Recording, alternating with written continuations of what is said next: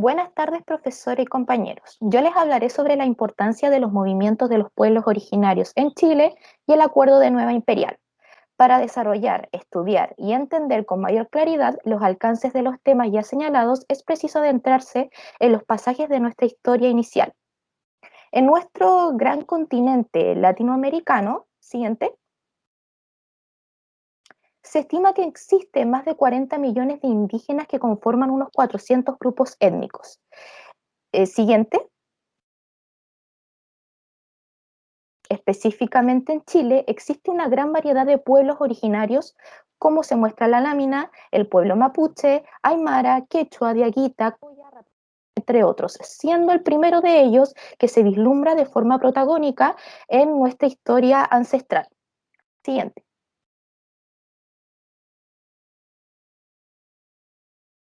Sabemos que desde tiempo de la conquista que los pueblos originarios han tenido que luchar frente a situaciones desoladoras y angustiantes, que hasta el día de hoy se hacen presentes en el sentido de la discriminación, respeto e inclusión, por lo que nuestros originarios todavía deben sobrellevar aquello tanto a nivel de nuestra legislación como dentro de la sociedad chilena propiamente tal. La historia detrás que existe para llegar al famoso Acuerdo de Nueva Imperial se encuentra marcado por estas organizaciones de los pueblos originarios y la lucha por el respeto de sus derechos, cosmovisiones, cultura y autonomía. Y es ahí específicamente estos movimientos cobran tan importancia, pues si no fuera por estas manifestaciones quizá no se hubiera podido consolidar dicho acuerdo, y hasta el día de hoy no contaríamos con ciertos instrumentos que reconocen de cierta manera el derecho indígena, y pasaremos a nombrar más adelante. Siguiente.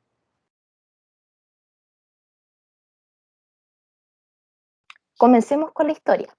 Mucho antes de la llegada de los españoles, los mapuches tuvieron que hacer frente a los intentos de expansión del imperio inca, el cual logró su cometido en su franja norte. Sin embargo, con su intento de expansión hacia la zona sur, los mapuches batallaron contra ellos e impusieron total resistencia, por el cual finalmente no pudieron someter al pueblo indígena. Una de las consecuencias que benefició, que dejó esta batalla para los mapuches, fue la influencia sobre las prácticas de guerra. Es decir, este pueblo se fue adentrando a estas costumbres de batalla para una eventual defensa frente a otro tipo de encuentro que intentara someterlos nuevamente. Luego de ello comienza la etapa de conquista, el cual se inicia con la expedición de Diego de Almagro a tierras chilenas en el año 1537, y en el año 1540 se produce la efectiva conquista de los pueblos indígenas bajo la conducción de Pedro de Valdivia. Sin duda, durante este primer siglo de contacto entre los españoles y mapuches, sufrieron la pérdida de su cultura originaria y la muerte de cientos de miles de indígenas, en algunos casos la desaparición de pueblos enteros y el sometimiento de trabajos forzados a mano de los conquistadores. Siguiente. Si bien el proceso de conquista fue relativamente fácil en la zona norte y centro del país, donde había pueblos indígenas que anteriormente estaban sometidos bajo el poder del Inca. Avanzando hacia el sur, los españoles se toparon con esta gran resistencia mapuche, motivo por el cual se inició la denominada Gran Guerra de Arauco. Pese a las diferencias de implementos de defensa, se llevó a cabo una gran ofensiva mapuche que logró recuperar todos los territorios al sur del río Biobío, destruyendo todas las ciudades fundadas al sur de esta línea. Y de esta forma, la Guerra de Arauco se convirtió en uno de los principales problemas de la colonia, consumiendo así vidas humanas y los recursos económicos del virreinato del Perú. Siguiente. Frente al fracaso que tuvieron los conquistadores al tratar de someter a los indígenas, en esta guerra se cambió la estrategia, dándole paso a la guerra defensiva en el río Biobío para proteger la zona ya colonizada, promoviendo la evangelización de los mapuches de la Araucanía a través de misiones y aboliendo la esclavitud indígena. Aquellas misiones generalmente eran por sacerdotes católicos o autoridades eclesiásticas. Además, se estaba convencido de que este era el medio más eficaz para concluir finalmente con la Gran Guerra de Arauco y lograr la supresión de los pueblos indígenas. Fue de este modo como el río Biobío se constituyó en la frontera entre la zona de dominación española y un territorio autónomo mapuche que mantendría su independencia por 300 años. hasta que en 1625 se vuelve a retomar el regreso a la guerra ofensiva que terminó en un nuevo fracaso por las tropas invasoras. Después de ello, los enfrentamientos entre españoles y los mapuches comenzaron a disminuir en cantidad e intensidad, donde además se daría inicio a una nueva institución en el periodo colonial, hablamos del Parlamento, el cual consistía en una reunión entre el gobernador y la máxima autoridad del reino y los representantes de las distintas comunidades mapuches. En ellos, lo que se hacía es la que se planeaban las condiciones para establecer la paz. 1941 se llevó las paces en Quilín, mediante las cuales la corona española reconocía la autonomía de los pueblos mapuche al sur del río Biobío, consolidándose así el Parlamento de Quilín, en donde se realizaron una serie de intercambios comerciales. Siguiente. Comenzando un nuevo periodo, el cual denominamos como la independencia de Chile, se atravesará un proceso lento de modernización, es decir, de construcción a través del Estado de la Nación chilena. En un principio, el nuevo Estado chileno respetará la frontera sur. Sin embargo, a medida de que el país se empieza a desarrollar económicamente, sus élites dirigirán sus ambiciones expansivas hacia el norte, donde se encontraban las provincias de Tarapacá y Antofagasta, el cual en ese entonces se encontraban bajo el dominio boliviano y peruano. Y además se habían descubierto yacimientos importantes de minerales como el salitre. Y al sur se encontraban las tierras mapuches, donde les ofrecían una alta posibilidad de desarrollo agrícola. Este proyecto expansionista se desarrollará en dos campañas bélicas simultáneas. Las provincias del norte serán anexionadas a partir del conflicto bélico que enfrentará Chile con Bolivia y Perú en la Guerra del Pacífico, mientras las tierras del sur serán ocupadas mediante la campaña conocida como la Pacificación de la Araucanía. Cambio.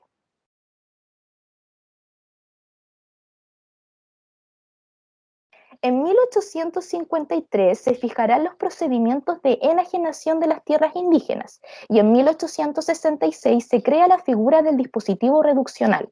En este sentido, cuando se desarrolle la ocupación de la Araucanía, ya existirán bases jurídicas y legales para desposeer las tierras más productivas a sus legítimos propietarios y confinarlos en las reducciones, nombre que reciben hasta 1990 como comunidades indígenas y que operan de forma similar a las reservas en que se utilizaron los pueblos originarios de Estados Unidos. Siguiente. Durante el periodo de 1884 y 1930 se desarrolla el proceso de erradicación indígena, creándose en 1883 la Comisión Radicadora de Indígenas, con el objetivo de efectivamente erradicar a los indígenas en los espacios delimitados o reservaciones, de modo que el resto del territorio quedase libre y expedito para continuar con la colonización. Aquellas tierras serán entregadas por el Estado a los colonos chilenos y preferentemente europeos para su explotación, obligando a los mapuches a llevar una vida más campesina, cambiando su modelo de producción basado en la y agricultura y un intercambio comercial a un modelo minifundista que los convierte a los campesinos en campesinos pobres.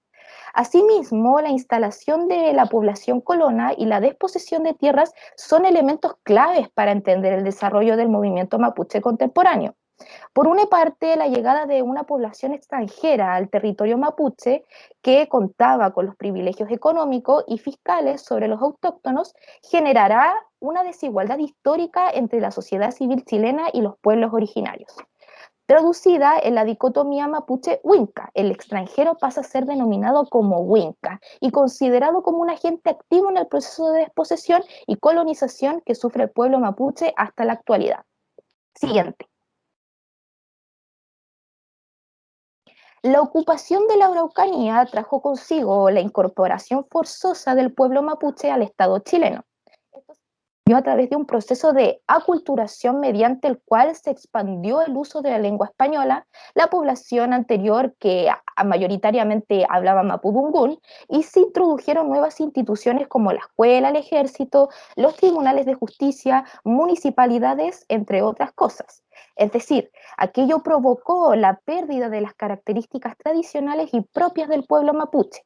Y en este mismo contexto se produce una modernización de la sociedad mapuche que se traducirá en la misma creación de distintas organizaciones y asociaciones mapuches que se adaptarán a los canales de la nueva institucionalidad republicana, a fin de que se reconozcan sus derechos como pueblo, oscilando entre la colaboración con los partidos políticos chilenos y la reivindicación de la autonomía.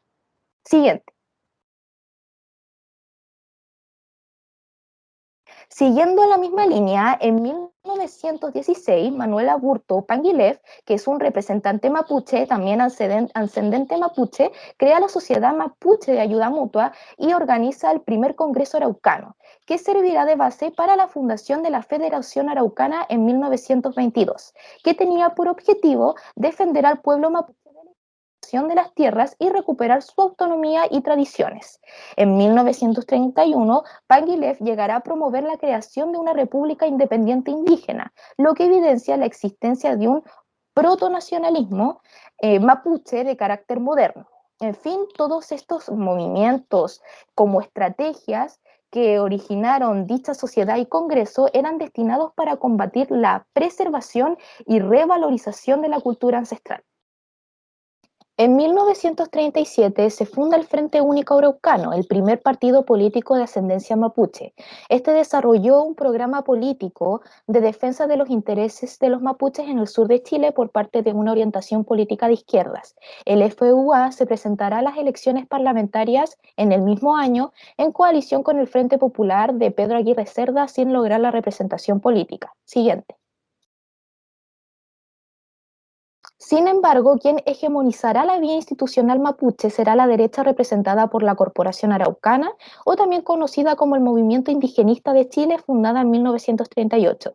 La función política de la corporación se materializa en la candidatura presidencial del general Ibáñez, lo que permitirá a que Coñuepan, que es un ascendente mapuche, sea designado como ministro de Tierras y Colonización, como también que los candidatos de esta misma corporación obtengan ciertos cargos como diputados, gobernadores, alcaldes, regidores y inspectores de los juzgados de indios. Este trabajo encontrará su reflejo en la creación de la DACIN, que es la Dirección de Asuntos Indígenas. Esta es una primera institución republicana creada para entender las necesidades de los pueblos originarios. Siguiente. En el año 1967, bajo el gobierno de Eduardo Frei Montalva, la cuestión de la tierra o territorio vuelve a ocupar un lugar central en la reivindicación mapuche, desarrollándose conjuntamente con la promulgación de la reforma agraria. Siguiente. El 11 de septiembre de 1973 se instala la dictadura militar, dando comienzo a un proceso que afectará directamente a los pueblos originarios, profundizando los problemas que a esas alturas eran solamente estructurales, como lo es la pobreza y el aislamiento, suponiendo así la aniquilación de los procesos institucionales conseguidos en el periodo anterior. Por una parte, la represión se focalizará contra el movimiento campesino mapuche mediante detenciones, torturas y desapariciones de sus dirigentes. Por otra, el gobierno militar Ley Indígena 17.729, abriendo puertas a la división de las comunidades y posterior a la enajenación de sus tierras por parte de los agricultores no mapuches. Siguiente.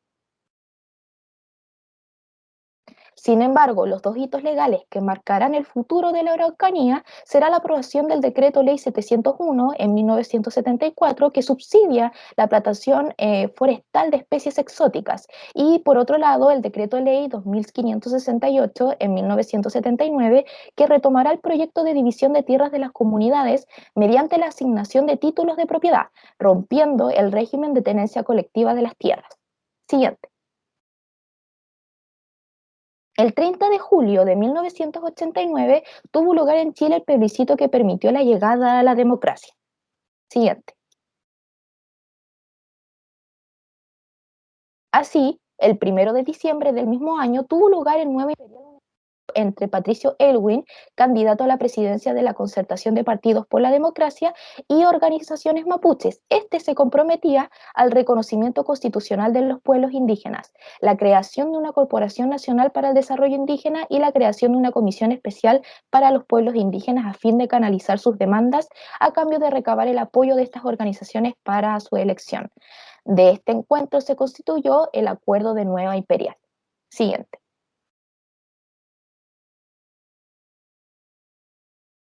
El Acuerdo de Nueva Imperial instauró en Chile un nuevo escenario de relaciones sociopolíticas entre administraciones del Estado y pueblos indígenas, trayendo consigo a las comunidades indígenas esperanza y cambios verdaderos para sus pueblos. Aquel fue un pacto de dominación en el que los originarios depositaron una serie de expectativas y de proyectos producto del giro que la política estatal tomó desde ese momento para intervenir en la realidad indígena y dar respuesta a sus demandas ciudadanas. Un año después, Patricio Elwin, quien en las elecciones como el presidente de Chile, llevó a cabo un acuerdo en conjunto con los representantes de las organizaciones indígenas de todo el país, en la ciudad de Nuevo Imperial, ubicado en la provincia de Cautín, región de la Araucanía. Un acuerdo que sería fundamental para las comunidades indígenas, ya que marcaría el inicio de nuevas legislaciones que esencialmente buscan reconocer a los pueblos originarios como parte del país y que tenga una consideración y sobre todo respeto por sus costumbres.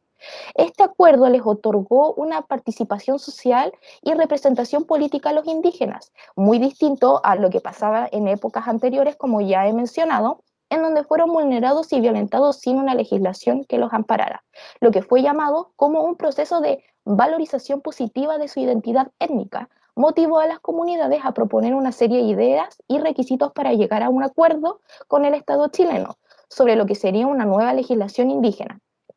Al llevar a cabo la creación de una comunidad nacional en el cual se reconozcan a los pueblos originarios, es ahí en donde recién comienza la reflexión y comienza un proceso de consolidación y mayor participación activa y representación de los indígenas. Es por esto que dentro de sus argumentos proponen una valorización positiva de las comunidades en términos de ser necesarios para el Estado y principalmente para fomentar la construcción de una sociedad pluricultural y de las relaciones interculturales. Dentro de este acuerdo se produce una discusión de los distintos puntos, como se puede visualizar en la lámina, y los requisitos que las comunidades consideraban esenciales para que prospere este pacto. Primero, hablamos de una generación de la ley indígena. La promulgación de la que sería la ley indígena de la número 19.253, además de otorgarles el reconocimiento por parte del Estado, produce fundamentalmente que exista un sistema normativo para los pueblos, en el cual se establezcan las normas de protección, desarrollo y fomento. Sin embargo, para los indígenas esto no ha sido de todo conforme ni satisfactorio, ya que no existe una igualdad entre ellos y la comunidad política nacional, por lo que plantea la creación de un sistema de pluralismo jurídico en el cual se llevaría a cabo una transformación del Estado y así resultaría una mejor inclusión de los pueblos originarios en conjunto con la estructura social chilena, donde coexista tanto el derecho positivo con el derecho ancestral, el respeto y garantías que debieran tener desde un inicio, debieran tener los pueblos originarios.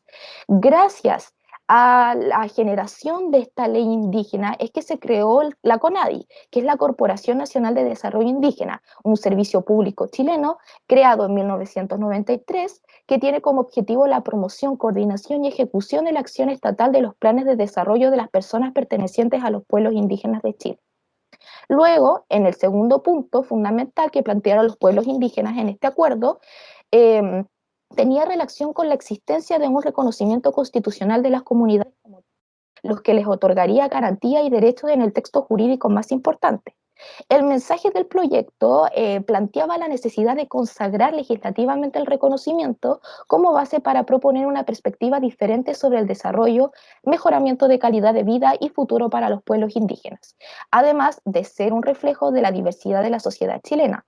Para ello se proponía incluir en el artículo primero de la Constitución el siguiente texto, como también se puede ver en la lámina: el Estado velará por la adecuada protección jurídica y el desarrollo de los pueblos indígenas que integra la nación chilena. Esta redacción lo que buscaba era reconocer la existencia de los pueblos indígenas y pretendía hacerse cargo de su calidad de poblaciones desamparadas y necesitadas. Y reconocía además el principio de discriminación positiva, argumentando que este ha sido acogido en las más modernas legislaciones en el derecho comparado e internacional. Todas estas discusiones fueron a comienzos del acuerdo sobre los años 1990-1994. Sin embargo, lamentablemente en la actualidad este punto aún se mantiene vigente, ya que en todos estos años nunca se dictó de manera formal un reconocimiento constitucional hacia los pueblos originarios, situación que se busca remediar ahora, el día de hoy, en lo que será el nuevo proceso constituyente.